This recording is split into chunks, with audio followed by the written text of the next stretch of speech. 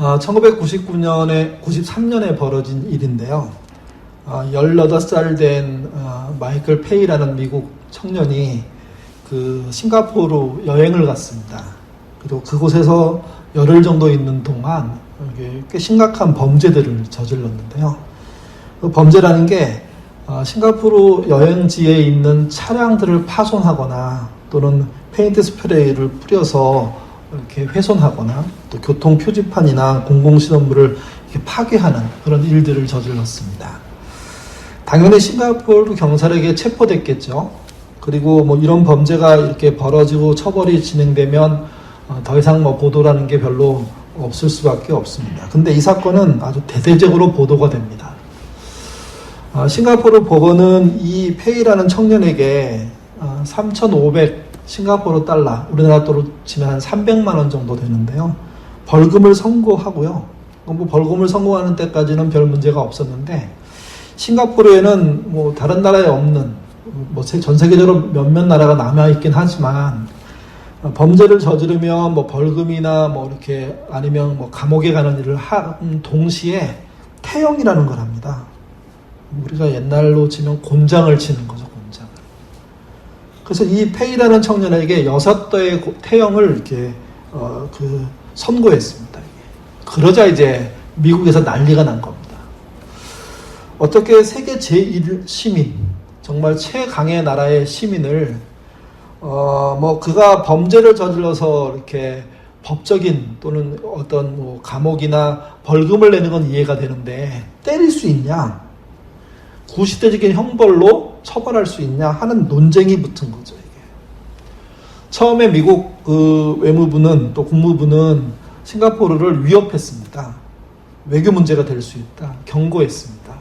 근데 싱가포르는 계속 마음이 바뀌지 않고 처벌을 하겠다는 거죠. 그러자 당시 대통령이었던 클린턴이 나서서 태형만은 면하게 해달라고 호소까지 했죠. 근데 싱가포르는 자국민 보호가 우선이다. 또 우리 법을 지키는 게 중요하다고 생각해서 다만 6대가 아니라 4대의 태형을 이렇게 집행한 겁니다. 이게.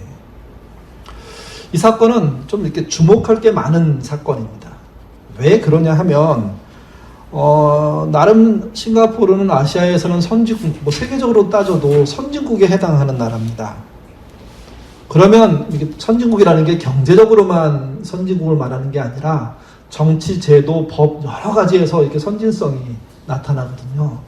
그러니까 선진국인 그 나라에서 왜 아직도 태형을 지금도 하고 있으니까요. 태형을 유지하고 있는지에 대한 질문이 생긴 겁니다. 당시 나온 답변은 이런 거였습니다. 공포를 통한 범죄 예방입니다. 그러니까 범죄를 저지르면 벌금 정도 내는 게 아니라 몸에 치명적인 상처를 입을 수 있다 하는 두려움 때문에 사람들이 범죄를 덜 저지르게 된다는 거죠, 이게. 태형이라는 게 뭔지 한번 생각해 볼 필요가 있습니다. 우리가 옛날 사극에 보면 곤장 치는 거 있지 않습니까? 근데 이제 태형은 좀 이렇게 다른 형태로 진행이 됩니다. 화면의 그림을 보시면 사다리꼴 모양의 나무 형태의 사람이 엎드립니다. 그리고 몸을 움직이지 못하도록 팔다리를 묶습니다. 그리고 엉덩이 부분에 옷을 이렇게 벗겨내가지고 맨살을 드러나게 하고요. 그리고 그 옆에 건장한 교도관, 이분은 대부분 유단자라고 하더라고요. 온 힘을 당해서 굵은 나무 회초리로 내려치는 겁니다. 당연히 비명소리가 나고 살이 찢기겠죠. 피가 흐르겠죠. 그러니까 이런 태형이 그 나라에서 집행이 되는데 목적은 뭐 명확합니다. 범죄를 줄이기 위해서. 두 번째는요. 미국 사람들의 당시의 반응이었습니다. 마이클 페이가 태형을 당하자 그 당한 이후에 미국 사회 전체가 들끓었어요. 그리고 이제 언론이 대부분 그럴 때 여론조사라는 걸 하잖아요. 그때 미국 USA 투데이가 태형 도입에 대한 여론조사라는 걸 합니다. 그랬더니 미국 사람들의 53%가 찬성합니다. 그래서 굉장한 반전이 있었습니다. 아니 뭐 선진국의 국민을 어떻게 태형을 처할 수 있느냐 이렇게 막 나섰던 미국이었는데 실제 내부로 들어가 보니까 국민들은 저런 제도라도 도입해가지고 나라가 좀 안정이 됐으면 좋겠다는 거죠, 이게. 그러니까 미국이라는 사회 자체가 너무 불안한 거예요. 여러분, 최근 매 해마다 이렇게 조사를 보면 미국에서는 총기 사고로 죽는 사람이 4만 명이 넘습니다. 해마다. 이게 뭐 10년 통계, 20년 통계가 아닙니다. 해마다 그러는 거예요. 해마다. 그러니 총기 사고로 죽는 사람이 이렇게 많다고 하면 다른 사건, 사고는 얼마나 많을까요? 미국 사람들이 우리나라에 와서 놀라는 게 있습니다. 밤에 사람이 자유롭게 돌아다닐 수 있다는 거예요. 미국은 그런 사회가 아니라는 거죠. 그래서 미국 사람들은 태형이라도 도입해가지고 사회를 좀 안정시킬 필요가 있다. 그때부터 얘기한 거죠. 여전히 이루어지지 않고 있다는 겁니다. 이게. 마지막 세 번째는 이런 겁니다. 진짜 범죄 예방 효과가 있을까요? 특히 태형이 있는 나라들, 그 중에 오늘 그 얘기의 대상인 싱가포르, 거기는 그 효과에 따르면 뭐 없어야죠, 범죄가. 근데 그렇지가 않습니다. 1987년에 그 태형으로 집행된 사건이 602건이라고 하고요. 또 그 사건이 있었던 1993년에는 3244건이라고 합니다. 세월이 많이 흘렀죠. 그리고 2004년에는 여러 가지 통계가 있는데 그 중에 불법 입국만 가지고 얘기할 때 범죄자가 17,000명이 넘어요. 또 16년도 얼마 되지 않은 시점에 나온 통계에 의하면 지금은 온라인 사기 그리고 청년 마약 사범들이 증가하고 있답니다. 다시 말씀드려서 태형으로 범죄가 사라지지 않는다는 거죠. 줄어들기는 할 것 같아요. 근데 해결되지는 않는다는 겁니다. 이게. 결국 얘기를 종합하면 이런 거죠. 공포를 통한 범죄 예방 효과란 있기는 하지만 모든 범죄를 막을 수는 없답니다. 또 범죄의 증가를 막을 수도 없다는 겁니다. 오히려 이런 내용을 통해서 알게 되는 것은요, 사람의 죄성은 처벌을 무서워하지 않는다는 거죠. 출애굽한 이스라엘도 하나님께 범죄합니다. 그 범죄의 가장 큰 대형 범죄가 뭐였냐면 가나안에 들어가지 않겠다는 거였습니다. 하나님은 이 사건 때문에 이스라엘 사람들을 광야에서 38년 이상 더 머물게 합니다. 우리가 보통 40년 얘기할 때 1년 좀 넘어서 가나안에 들어갈 수 있었거든요. 근데 그게 안 되니까 38년 이상의 시간이 추가돼서 40년의 광야 생활이 되는 겁니다. 그때 이 광야 생활을 통해서 출애굽 1세대, 그러니까 출애굽할 당시에 홍해를 건넌 사람들 중에 20세 이상 성인들이 그 1세대라고 부르는데요. 그 1세대 중에 3명만 살아남고 다 죽게 됩니다. 광야에서. 그게 하나님의 벌이었던 거죠. 살아남은 사람이 모세, 여호수아, 갈렙 정도입니다. 물론 20세 이하의 홍해를 건넌 어린 사람들은 함께 살아났습니다. 근데 그들은 어려서 그 모든 것을, 자기의 모든 것을 이렇게 받아들이기 좀 힘든 상황이긴 했죠, 이게. 그렇게 해서 이제 38년, 40년이 지난 겁니다. 이제 가나안에 들어가야 돼요. 들어갈 입장에서 봤을 때 출애굽 2세대를 향한 교육이 필요했던 겁니다. 신명기는 그 교육의 내용을 4번의 특강 형식으로, 4번의 뭐 강론 형식으로 이렇게 기록하고 있습니다. 그 중에 오늘 본문 신명기 30장은요, 4번째입니다. 4번째. 근데 이 4번째의 시작이 굉장히 심각한 문제를 다루고 있다는 거죠. 30장 1절 말씀, 우리 천천히 같이 읽어보겠습니다. 내가 내게 진술한 모든 복과 저주가 내게 임함으로 내가 내 하나님 여호와께 쫓겨간 모든 나라 가운데서 이 일이 마음에서 기억이 나거든. 무슨 말인지 아시겠습니까? 성경을 가끔 읽다 보면 읽으면서도 이게 무슨 뜻이지? 좀 애매할 때가 있죠. 그럴 때는 좀 이렇게 쉬운 성경, 아니면 뭐 이렇게 메시지 성경, 이런 성경 하나 옆에 두고 읽으시면 참 좋습니다. 메시지로 읽으면 이 본문이 이런 말이 됩니다. 이런 말로 번역되어 있습니다. 앞으로 이런 일이 일어날 것입니다. 내가 여러분 앞에 제시한 대로 복과 저주가 임할 것입니다. 하나님께서 여러분을 흩으셔서 여러 민족들 가운데서 살게 하실 때, 메시지도 사실은 이렇게 명확하게 뭘 다 보여주지는 않습니다. 근데 알 수 있는 건 이런 거예요.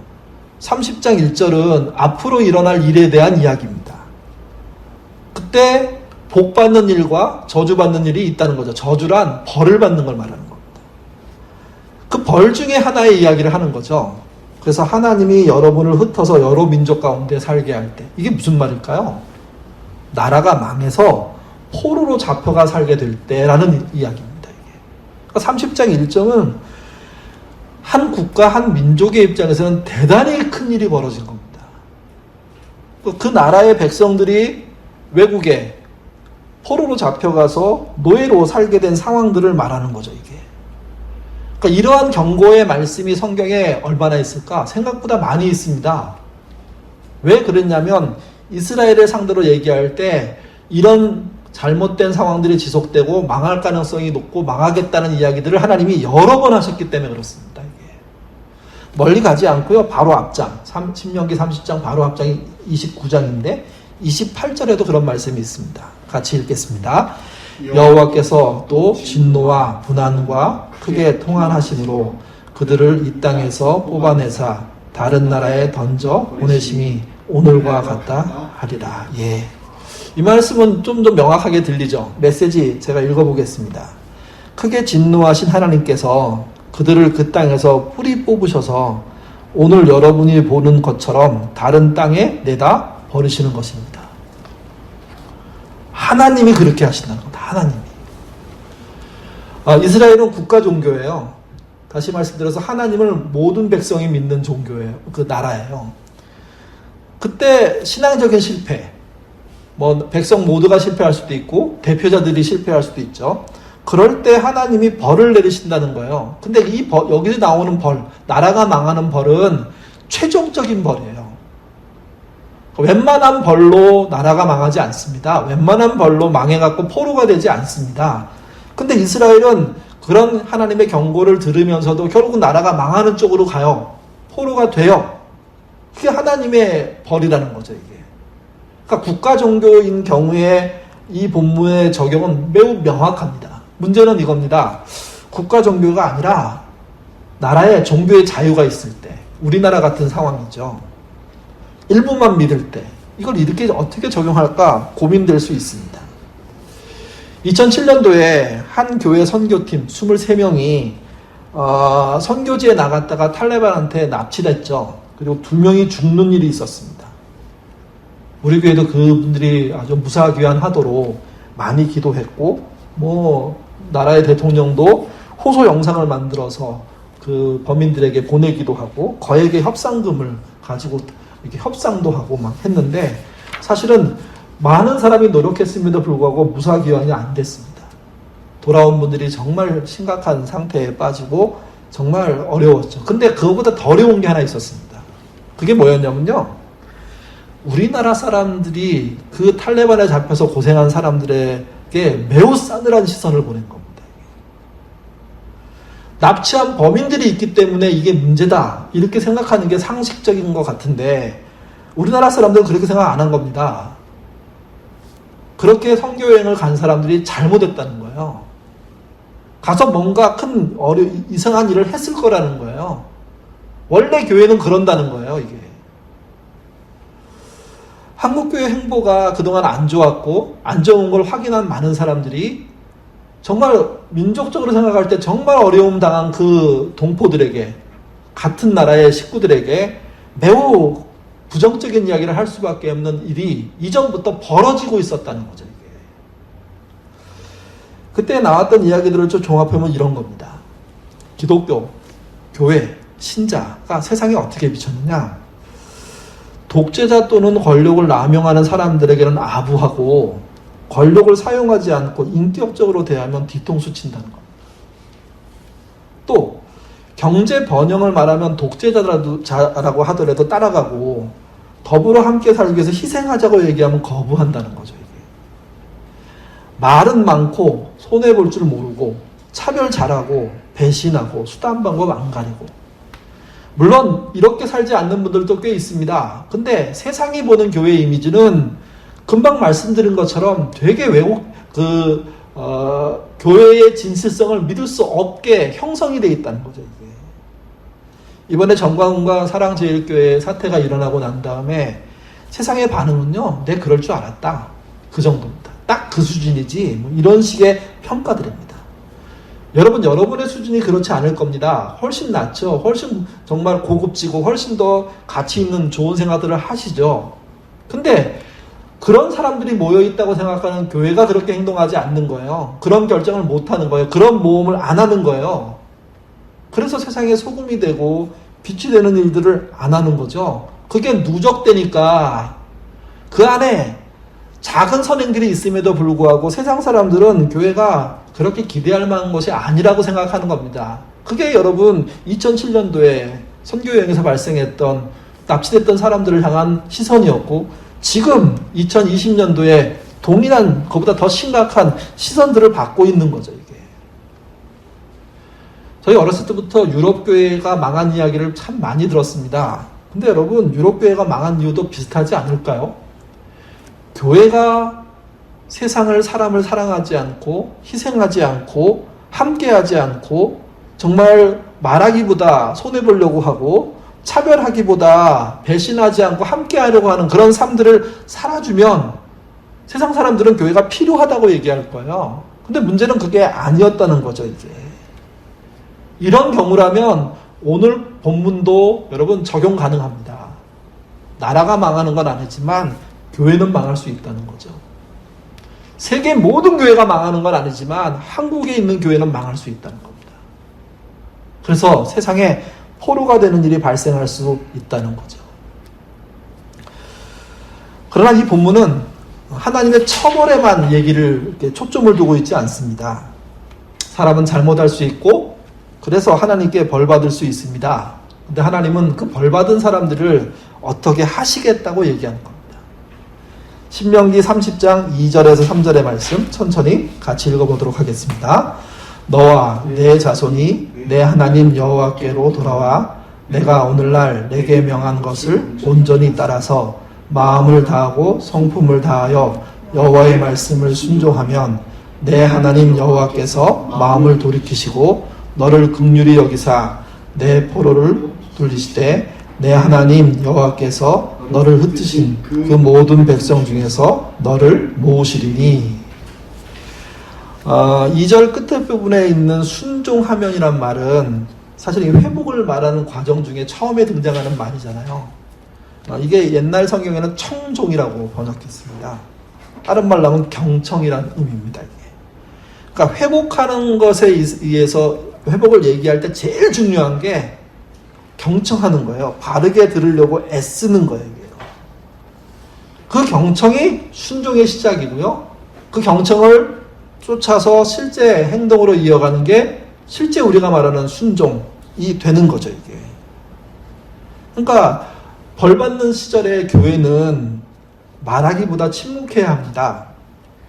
그리고 선동하기보다 경청해야 회복이 되는 겁니다. 교회가 잘못했을 때 그 교회에 속해 있는 신자는 주장하지 않아야 됩니다. 오히려 침묵해야 하고요. 떠들고 변명하고 그리고 비난하는 사람들을 다시 비난하는 게 아니라 그들의 말을 경청해야 됩니다. 그들 말 속에 하나님의 뜻이 들어있기 때문에 그러면 회복이 가능해지는 겁니다. 이게. 하나님의 말씀을 경청하고 순종하면 어떤 일이 벌어질까요? 5절 그리고 9절을 읽어볼 건데요. 사실 5절과 9절은 반복입니다. 같이 읽겠습니다. 내 하나님 여호와께서 너를 내 조상들이 차지한 땅으로 돌아오게 하사 내게 다시 그것을 차지하게 하실 것이며 여호와께서 또 내게 선을 행하사 너를 내 조상보다 더 번성하게 할 것이며 내가 내 하나님 여호와의 말씀을 청종하여 이 율법책에 기록된 그 명령과 규례를 지키고 내 마음을 다하여 뜻을 다하여 여호와 내 하나님께 돌아오면 내 하나님 여호와께서 내 손으로 하는 모든 일과 내 몸의 소생과 내 가축의 새끼와 내 토지 소산을 많게 하시고 내게 복을 주시되 곧 여호와께서 내 조상들을 기뻐하신 것 같이 너를 다시 기뻐하사 내게 복을 주시리라. 사실 5절과 9절은 반복이니까 강조인데 이 본문을 읽을 때는 좀 주의할 게 있습니다. 결과만 눈에 들어오는 이게 되는 건 되게 심각한 문제입니다. 그러니까 여기 그렇지만 번성하게 되고 많이 갖게 되고 복을 주시고 기뻐하사 이런 쪽에 여러분이 초점을 두고 읽으시면 과정을 생략하게 돼요. 과정이 없는 것처럼 이해하게 돼요. 그냥 말로만 회개하고 마음만 돌이키면 된다는 거죠. 근데 본문은 거기로 가기 위해서는 명확하게 뭘 해야 되는지를 얘기합니다. 그래서 돌아오게 하고 청종하게 하고 돌아오며 이 과정들이 중요한 겁니다. 그러니까 반드시 말씀을 청종하고 돌아서기 위한 수고와 노력을 해나갈 때 뒤에 약속된 하나님의 복들, 하나님의 약속들이 성취되는 거죠, 이게. 그리고 경청은 그 일의 시작입니다. 잘 알아들어야지만 회복이 가능한 거죠. 잘 알아듣지 못하면 회복이 못하는 겁니다. 잘 알아듣는다는 게 뭘까요? 들으려고 애쓰는 거죠. 침묵하고 듣는 거죠, 이게. 지금 교회가 세상으로부터 욕을 먹을 때 우리가 변명하면 제대로 소리를 못 듣습니다. 우리에게도 인권이 있고 우리에게도 잘한 게 있는데 하고 얘기 시작하면 그러면 우리는 그들의 말을 듣지 않게 되는 거고요. 그러면 메시지를 놓치게 되는 거죠, 이게. 들으려고 할 때 제일 중요한 건 침묵하는 겁니다. 참 사람이 힘든 건 그거죠. 침묵하기가 쉽지가 않습니다. 그러니까 침묵이 용기고요. 침묵해야 경청할 수 있다는 걸 잊지 않으셔야 됩니다. 이게. 결국 신명기 30장 1절부터의 말씀은 너희가 정말 내 말을 듣지 않아서 망하게 될 날이 올 건데 그런 날이 오지 않았으면 좋겠지만 오게 된다면 그러면 그때 너희가 기억해야 될 게 있다는 거예요. 다시 경청하기 시작하고 순종하기 시작하면 회복될 거라는 거죠. 이 회복이 진짜 일어났을까요? 성경에는 몇 가지 예가 있습니다. 그 중에 아주 뚜렷하게 오늘 본문과 관련된 예는 느헤미야에 나옵니다. 느헤미야는 신명기의 그 특강, 마지막 특강이 있고 난 다음에 한 1000년 시간이 지난 다음입니다. 그러니까 1000년 정도 시간이 지났으니까 여러분 실제 그때 했던 말들이 많이 기억에 남을까요? 근데 어쨌든 느헤미야는 그 말씀을 토대로 그 말씀을 경청함으로 변화를 일으킵니다. 느헤미야는 당시 바사, 그러니까 이제 페르시아죠. 페르시아 왕의 술 맡은 관원장이었습니다. 생각해 보십시오. 나라가 망하고 또 그 바벨론에 의해서 망했는데 또 그 바벨론이 페르시아에서 또 망하거든요. 결국은 이제 나라가 바뀌어 있음에도 불구하고 이스라엘 사람으로서 포로가 됐던 그 중에 그 후손 중에 정말 그 나라의 중요 관직, 술 맡은 관원장은 꽤 높은 관직이라고 얘기합니다. 그 관직을 입은 사람이 굉장히 중요한 시도를 하게 되는데 그 시도의 내용이 오늘 읽었던 본문하고 관련이 있는 거죠. 어떻게 관련이 있는지 한번 보시죠. 느헤미야 1장 9절입니다. 읽겠습니다.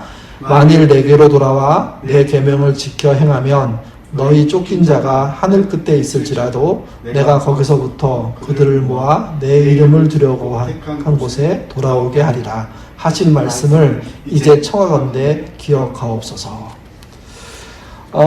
금방 읽은 9절의 말씀은 망하고 포로되고 완전히 어그러진 그런 신자들, 그런 공동체가 다시 계명을 지키고 그래서 하나님의 뜻을 쫓아 움직이면 하나님이 회복시켜준다고 약속하지 않았습니까? 라고 하나님께 얘기하는 겁니다. 확인하는 거죠, 이게. 그래서 하나님 그 말씀을 기억해 주셔야 됩니다. 하나님이 하신 말씀이니까 느헤미야가 그렇게 말을 하고 있는 거죠. 여기서 알 수 있는 건 이런 겁니다. 하나님은 1000년 전에 말씀하셨는데 모세를 통해서 설명하셨는데 근데 그 1000년 후에 느헤미야는 그 하신 말씀을 하나님이 기억해 주셔야 된다라고 얘기하고 있는 거죠. 말씀이 1000년이 흘러도 그 말씀을 책임져 주셔야 된다는 요청을 느헤미야가 하고 있는 겁니다. 이 말씀은 두 가지 차원에서 되게 중요합니다. 첫 번째는 이런 겁니다. 이스라엘이 망했고 망한 지가 오래됐는데 포로 중에 한 명인 느헤미야가 하나님과 대화를 하는 거죠. 이때 느헤미야에게 이스라엘 전체를 대표할 수 있는 그런 권한이 있느냐 하는 겁니다. 왜 그러냐 하면 느헤미야의 변화를 하나님이 인정하고 회복시켜줘야 하는 내용으로 얘기가 흐르고 있기 때문에 그렇습니다. 한 개인이 깨닫고 한 개인이 변화되면 민족까지, 민족은 아니더라도 공동체까지 영향을 끼칠 수 있느냐? 본문은요, 그럴 수 있다고 얘기하고 있습니다. 그러니까 느헤미야의 변화 시도, 물론 느헤미야만 그런 일을 하지 않았습니다. 그 주변에 많은 사람들이 또 새로운 깨달음을 통해서 이스라엘의 회복을 위해서 일을 했죠. 근데 느헤미야서에서는 느헤미야의 변화에 대해서 하나님이 초점을 두고 있고, 그를 이스라엘, 흩어진 이스라엘, 포로된 이스라엘의 대표자로 보고 계시다는 거죠, 이게. 그래서 우리는 명확하게 하나 알게 되는 게 있습니다. 신자는 개인이지만 그 신자가 하나님 말씀을 제대로 경청하고 도전한다는 것은 공동체적인 효과로 드러날 수가 있다는 거죠. 두 번째는 느헤미야의 도전은 쉽지 않았고 또 즉각적으로 응답되지 않았다는 겁니다.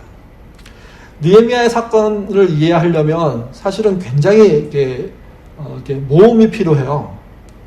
당시 페르시아 왕이 아닥사스다인데 그가 허락해야지만 느헤미야가 예루살렘에 가서 성벽을 재건할 수 있게 되는 거거든요. 근데 여러분, 우리가 에스더서에서 이렇게 에스더가 자기 남편인 왕에게 나갈 때 죽으면 죽으리다 하고 이렇게 나가잖아요. 그게 왜 그랬냐면, 왕과 만나고 왕에게 뭔가 이렇게 청원하는 것은 사실은 이렇게 가볍게 할 수 있는 일이 아니라 목숨 걸고 하는 행동들이라는 거예요. 왕이 그 시간 마음이 틀어지고 화가 나고 분노하면 그 높은 관직도 하루아침에 사라질 수 있고, 혼자만 죽는 게 아니라 가족 모두가 죽을 수 있는 위기에 빠질 수 있거든요. 다시 말씀드려서 느헤미야가 했던 그 하나님 말씀을 경청하고 하나님 이 말씀을 이루어 주세요 하고 그 다음부터 행동한 것은 이게 생명을 건 모험이었다는 겁니다. 또 한 가지는 허락은 받아요, 왕에게. 근데 여러분, 이걸 구현해내기 위해서 한 20년 이상의 시간이 걸립니다. 정말 이 땅에 살아가는 사람에게 장년이 된, 아니면 청년 이후의 20년은요 너무나 소중하고 자기 인생 전체를 들여서 하는 일이거든요. 느헤미야는 그런 실천을 한 겁니다.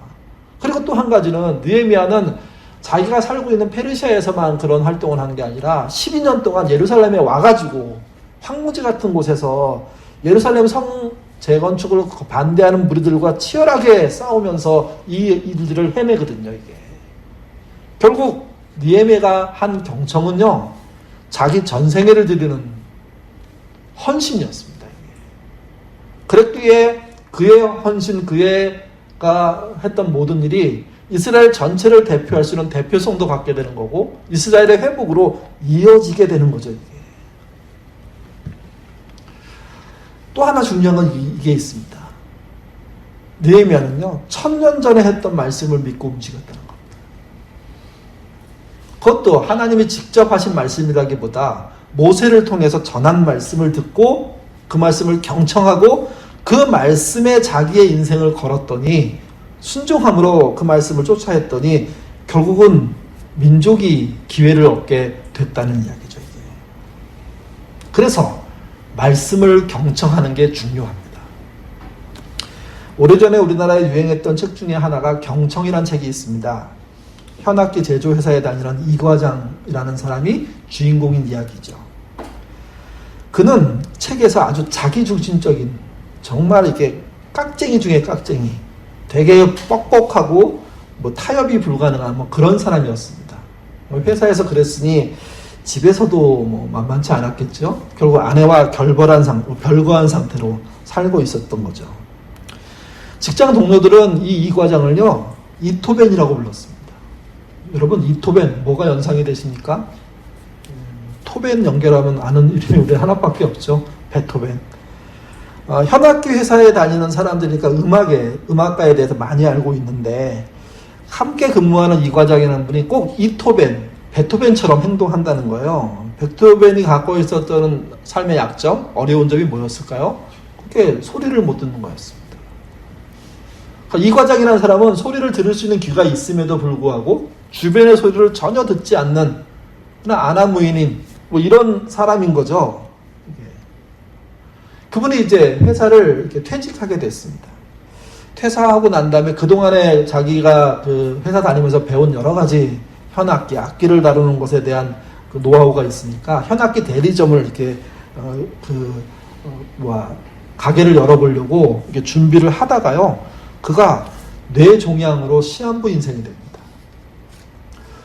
사업은 할 수가 없게 됐고, 그리고 아내와는 별거 상태이고, 그에게 있는 아들이 하나 있었는데, 내 인생 마지막으로 이 아들에게는 좀 의미 있는 걸 남겨주자라고 생각하다가 그가 준비한 게 뭐냐면 바이올린을 손수 만들어서 아이에게 선물해 줘야 되겠다 하는 생각을 한 거죠. 그래서 다니던 직장에 가서 사장에게 양해를 구하고 내가 바이올린을 손수 만들고 싶은데 좀 도와달라 해서, 그 회사가 현악기를 만드는 회사니까 거기 작업실에 한 구퉁이에 자리를 하나 얻게 됩니다. 그 작업실에는요, 평상시 자기가 직장 생활할 때 함께 했던 동료들, 기능공들이, 장인들이 여럿 있었습니다. 근데 장인이라는 분들 속에 그 장인들이 여럿 있는 그 작업실이 그렇게 서로 소통되지 않고 되게 답답한 형태로 운영되는 그런 모습이었는데, 그가 그곳에 떨어지듯 들어가게 된 겁니다. 이 과정은 그곳에 들어가서 바이올린을 만드는, 배우는 과정들을 겪는 중에요, 합병증으로 인해서 소리를 못 듣게 됩니다. 점점 소리가 희박해지면서 어떻게 소통을 할까 고민하다가 생전 처음 독순술이라는 게 있다는 걸 알게 돼요. 대화를 할 때 소리를 못 듣지만 입모양으로 대화를 할 수 있다는 거죠. 그래서 그 선생님에게 가서 독순술이라는 걸 배우게 됩니다. 그 선생님이 독순술을 가르쳐 주면서 경청의 청자, 들을 청자를 이렇게 설명해 주는 대목이 있습니다. 여러분 화면에 보시면 청자에 대한 파자를 이렇게 설명해 놓았는데요. 왼쪽에 제일 위에 귀 이자가 있습니다. 그리고 밑에 임금 왕자가 있습니다.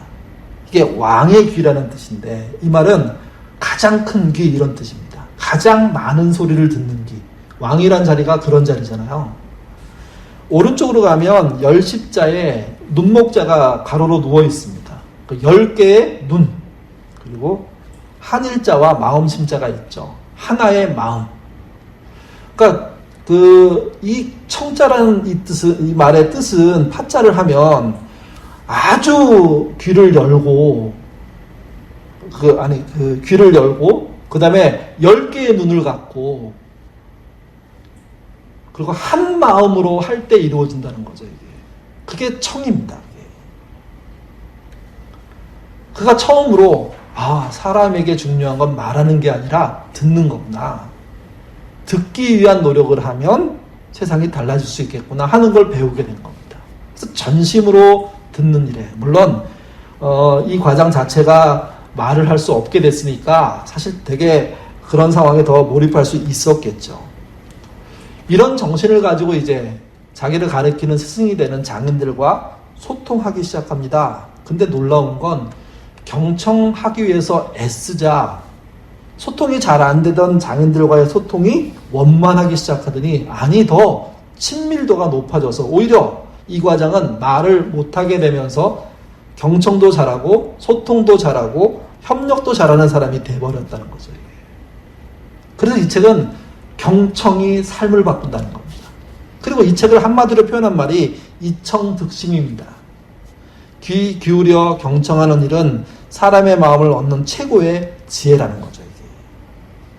경청할 때 내가 바뀌고요, 경청하는 것을 본 상대방이 바뀐다는 겁니다. 그러면 관계는 바뀌고 관계를 통한 새로운 세상이 열리기 시작한다는 거죠. 보통 기도는 신자가 하나님께 소리내어서 이야기하는 겁니다. 하나님께 들으라고 하는 거죠. 기도 중에 최고가 주기도문입니다. 저희가 오늘 예배 시간에도 반복해서 매주마다 외우는데, 주기도문이 최고의 기도인 이유는 뭐냐면 예수님이 우리에게 알려준 기도이기 때문이죠. 이 기도를 천천히 암송하면 사실은 우리가 뭘 기도해야 될지, 어떻게 기도해야 될지 너무나 명확하게 알게 됩니다. 문제는 이거예요. 매주 반복해서 암송하다 보니까 의미를 찾기보다는 암송하는 데 주력하는 거죠. 그래서 저희 교회 몇몇 식구들이 그런 건의를 한 적이 있습니다. 주기도문하고 사도행전을 암송하지 말고 교독하자고요. 좀 다른 말로 표현해가지고 교독할 수 있도록 사용하자고요. 저는 그 말이 되게 일리 있는 얘기라고 생각합니다. 왜 그러냐면 우리가 하는 말, 반복되는 말들이 계속 암송 형식으로 반복되다 보면 그 의미는 사라지고 그 암송만 남게 되는 거죠. 이게. 특별히 주기도문이 그런 데 쓰이는 경우가 참 많습니다. 그렇게 우리가 주기도문을 쓰고 있는데 우루과이에 있는 한 성당에 기록된 주기도문에 관련된 이야기는 굉장한 충격적인 말이 됩니다. 거기 이렇게 기록되어 있답니다. 하늘에 계신 하지 마라. 세상 일에만 빠져 있으면서 우리 하지 마라.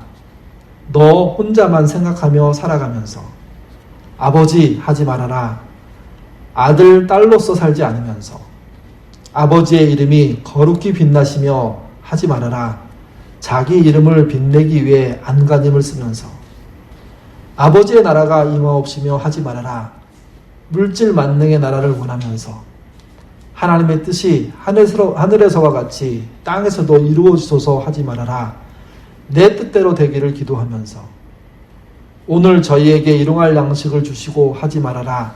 가난한 이들을 본체 많체 하면서 저희에게 잘못된 일을 저희가 용서하오니 저희의 죄를 용서하시고 하지 마라.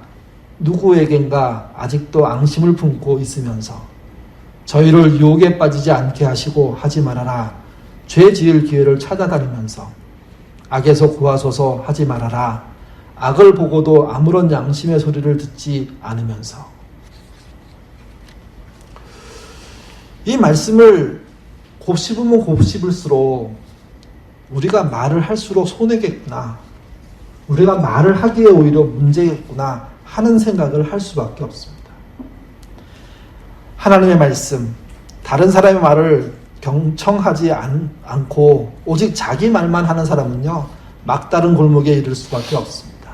그러나 경청하는 사람은 피할 길을 갖게 됩니다. 또 쉼을 갖게 됩니다.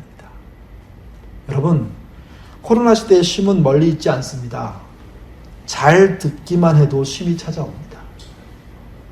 그 잘 들으려고 하는 것이 하나님의 말씀이면 더 귀할 것이고, 여러분 가족의 말이라면 더 깊게 이해해서 더 놀라운 일들을 할 수 있는 계기가 될 겁니다. 이토벤이 사실은 경청의 사람으로 바뀌는 순간 세상과 환경이 바뀌었습니다. 그가 아마 죽음이 가까울수록 세상에서 가장 편안함을 누렸을 겁니다. 왜? 듣는 것을 통해서 쉼이 오기 때문에 그렇습니다. 이번 한 주도 변명하고 비난하고 싸우기보다 경청함으로 쉼을 찾아가시는 저와 여러분 되시기를 주님의 이름으로 부탁드립니다. 기도하겠습니다. 하나님, 우리는 너무 쉽게 주장하고 변명하고 싸웁니다. 근데 늘 그렇게 해본들 우리에겐 평안이 없습니다.